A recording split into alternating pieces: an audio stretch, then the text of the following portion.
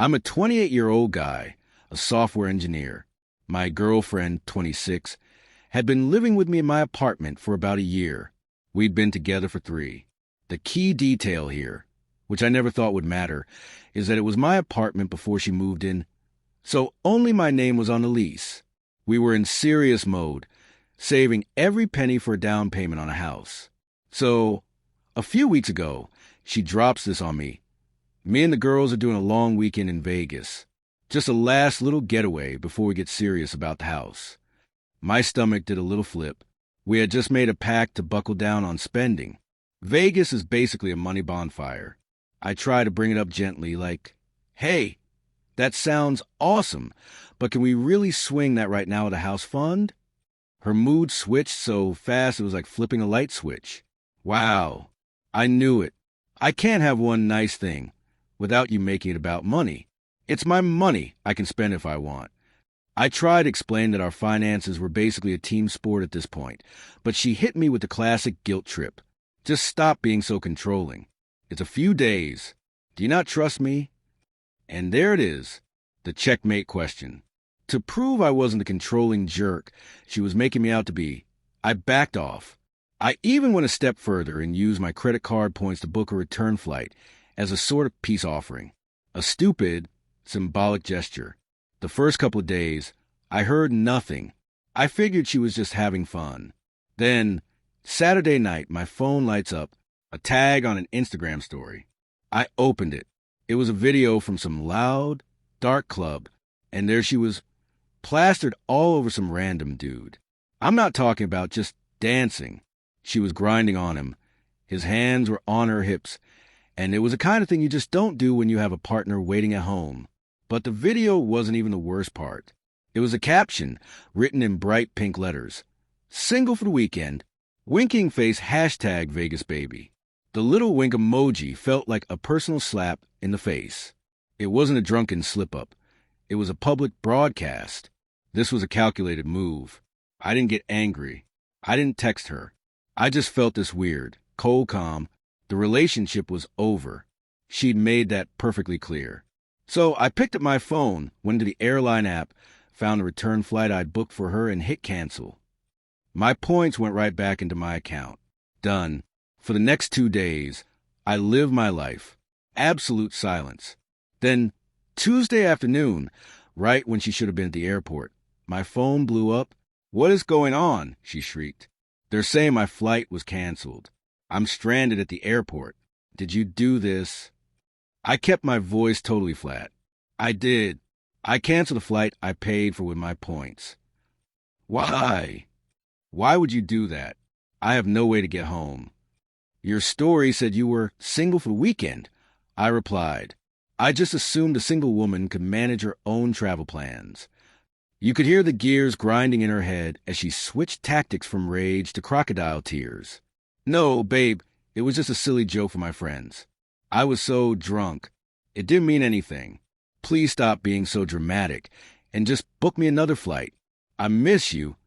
No, I said, figured out. And I hung up. Not long after, her mom called, screaming about how I had abandoned her precious daughter and what a monster I was. Then her dad called with a bunch of empty threats. I ignored them all.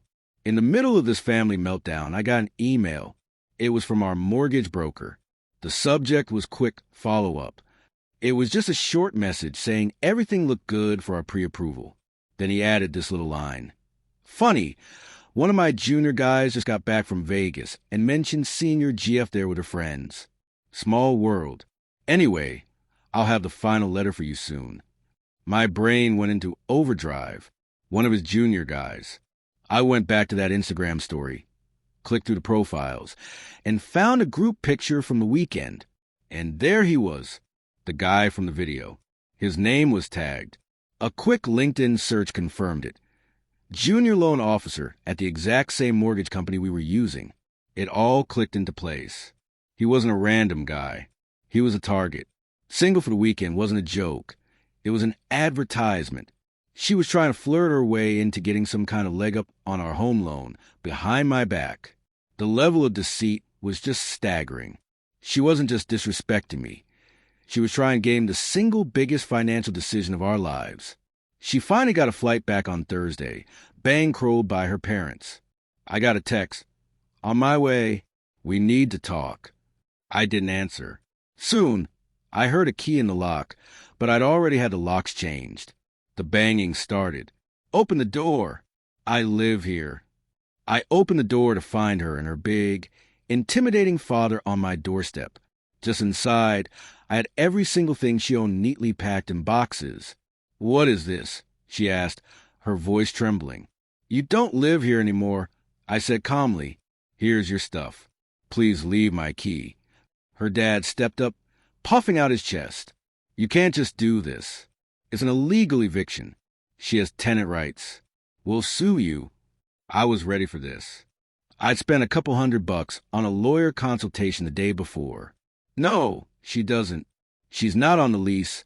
She never paid rent to landlord. She never paid a utility bill.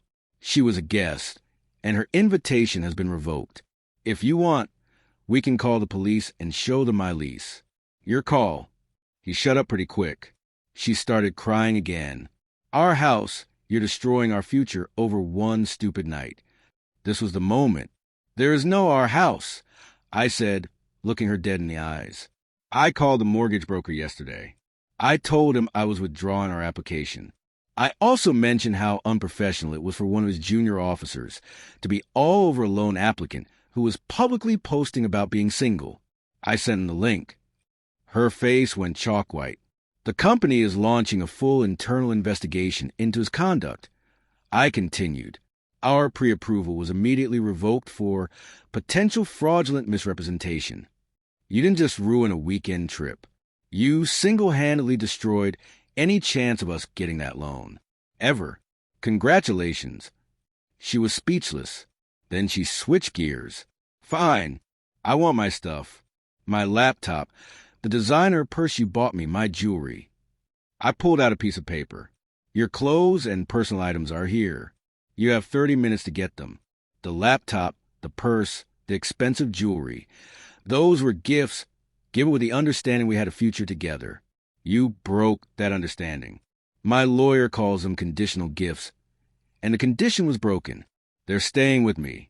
I have the receipts if you'd like to discuss it with the police. Of course, they called the cops. 2 officers arrived, listened to her dad's rant. Then I calmly showed them my lease and the credit card statements for the items in question.